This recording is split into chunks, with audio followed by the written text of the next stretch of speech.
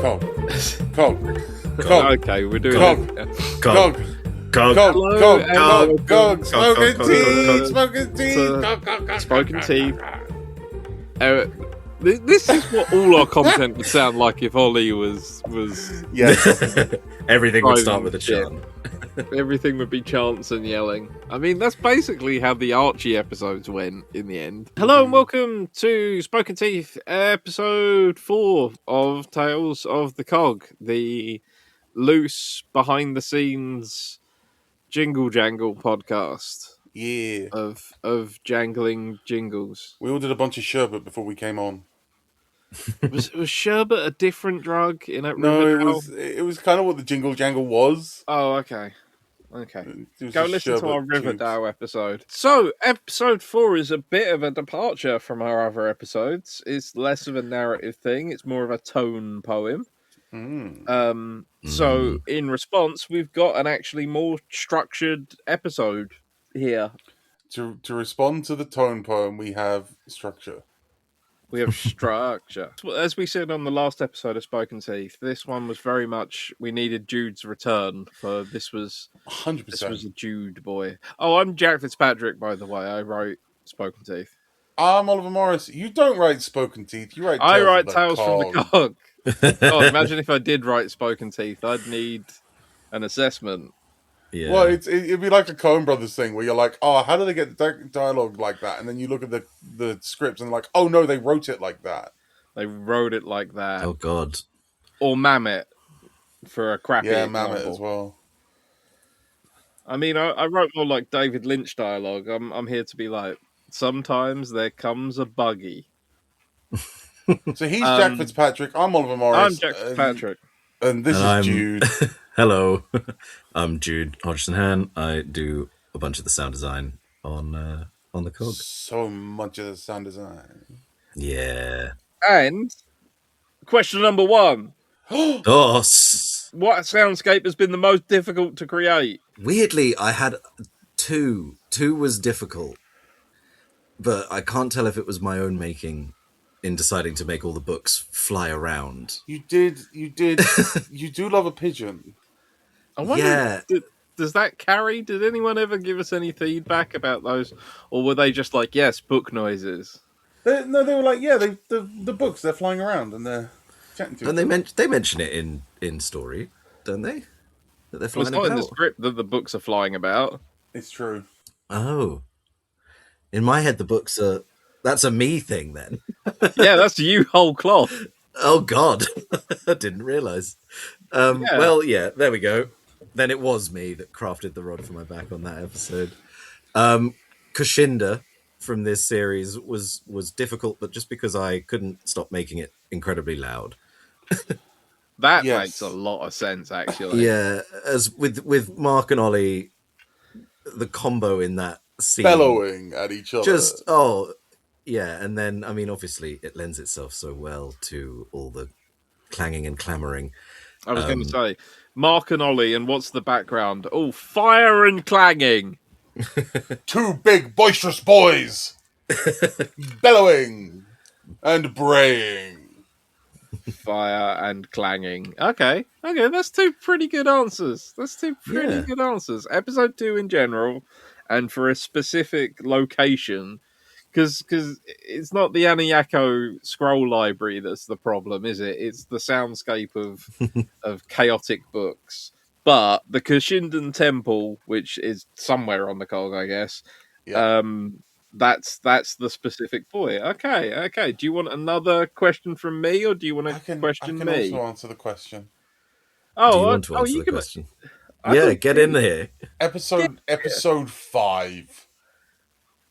Yeah. The whole thing. The whole thing. I had a lot of fun. Oh yeah, it was I great love fun. episode 5. But gosh darn. Yeah, When you hear episode 5. Yeah, but you had me on shout being like, "That's not right." Yeah, no, that was why. I had you there because I was like, I can't do this alone. I need someone who knows the mustard. Let me Put the tell mustard you all over exactly what's happening, and we will find an approximation using I'm there holding a thing of classic French, like, is this doing? Oh, no! And you slap it up my hand and go, we need Dijon! Like Oh, we don't. We need to be hyper specific. we need American Yellow. I can hear it's wrong. Yeah, And once episode 5 comes out, you'll know what I could hear is wrong yeah. because I hear those noises in my dreams. They haunt you to this very day. In my restless dreams, I think of that place, episode 5, Episode 5. our special place. This is a In Silent my Hill restless joke. dreams. Yeah.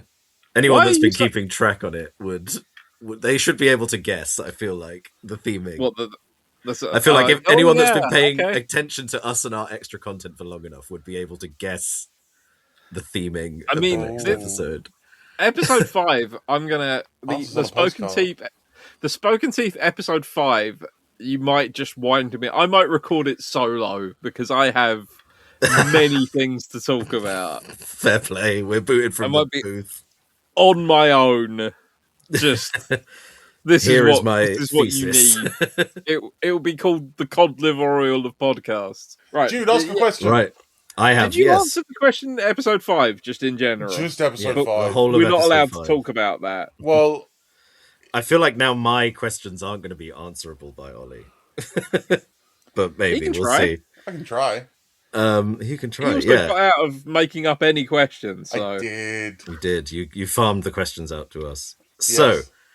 So, what real world mythology, history, or media influenced the creation of the Pantheon? Oh, do I just say it out loud and ruin it for everyone? Do I just know. say it out loud and ruin it for everyone? Oh no, I've just figured it out. What do you think? That you may have been influenced by some coastal sorcerers. Yes, yeah. Well, everyone who makes a D&D world is, but True. but what specifically have Perhaps you figured out? Perhaps the coastal sorcerers had some sort of moot or jamboree.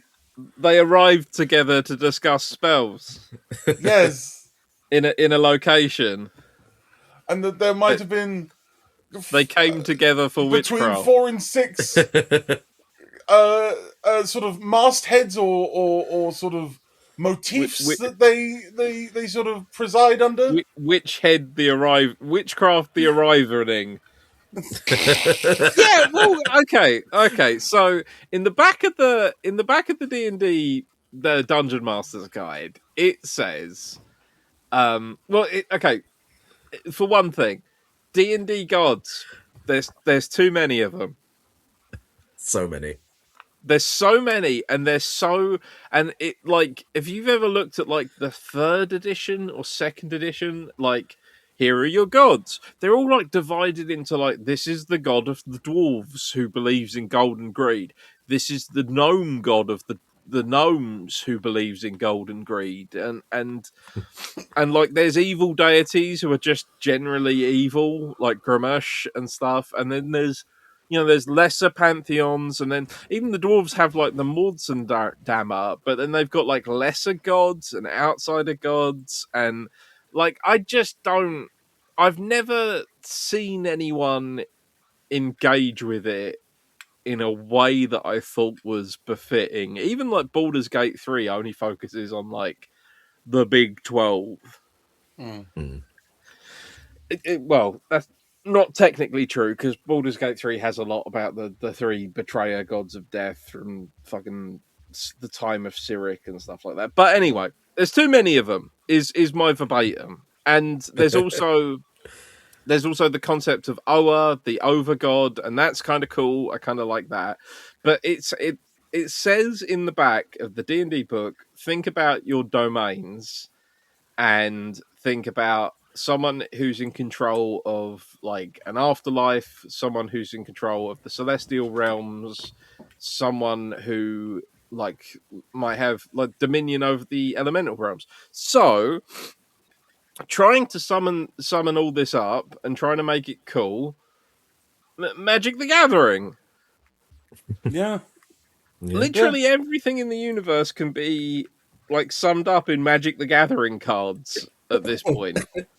There isn't an event that can't be Magic the Gathering-ified. So yeah, but they've evolved to a lot more than that. I mean, I just think that's a key, like, that's a good selection of domains. You can fit in. Yeah.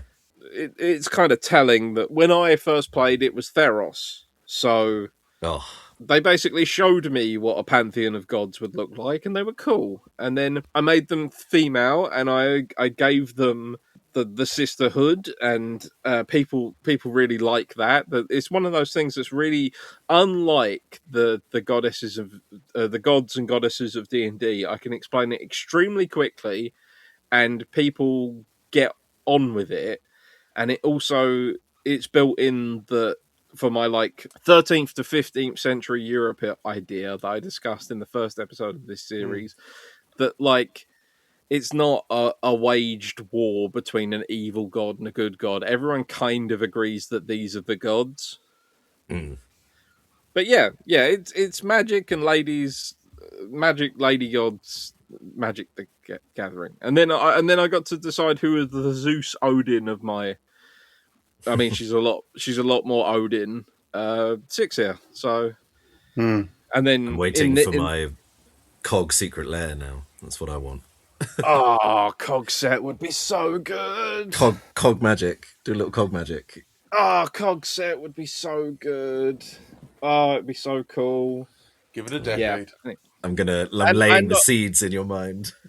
And I mean, I love Ravnica. I love Innistrad. Like Magic's pretty high on my like fictional world building. So it was always going to seep in. I love Theros. You know, it was going to seep in there somewhere. They did make Amonkhet into a wacky racers style race course not too long ago. What's that called? Aether Drift. Aether Drift. Yeah, but we don't need to talk about that. I have one question for both of you at this point, which is Ollie, jumping in. What are your colours? What are your go-to colours? black green. Black green makes sense. Black green or mono. Black. Every draft I've ever won, I've won with black red. But yeah, there's a green player in my soul, so I think Jund might be where I live. Green, black, red. I'm one of the peace-loving people of the plains. just mono white. Yeah, but you're mono white because it gives you 3 or 4 hours to think. Yeah. The stacks. I'm mono white because I'm like, shush. Don't play that card. That's okay. Well, you have a nice thing that you thought was fun. Let's just put that. No. The horror of the pacifism card being thrown at you. Yeah, and I think coming from those basic archetypes, because there's also like there isn't a sun on the cog. I don't know if this has come up yet. There's the like the Aether light. Oh, and I wrote up a really nice little world building myth as well that they could tell each other, and it feels like the opening cutscene to a Magic Arena type thing, you know. It's cool as hell. Jack! Oh, I can't believe I admitted the secret. Which piece of music is your favourite from the season? Well, if you want an answer to that, you'll have to subscribe to us at the Caden Fields Patreon, soon to be the Scardy Symphony Patreon when I get round to it. If you want to find out more about the COG, you can find loads of information on Cogtails. You can also ask us questions there. You can ask us questions on Patreon. You can ask us questions basically anywhere. Ask us questions. We love you a lot. Thank you for listening for Tales of the Cog. We'll see you on the 12th.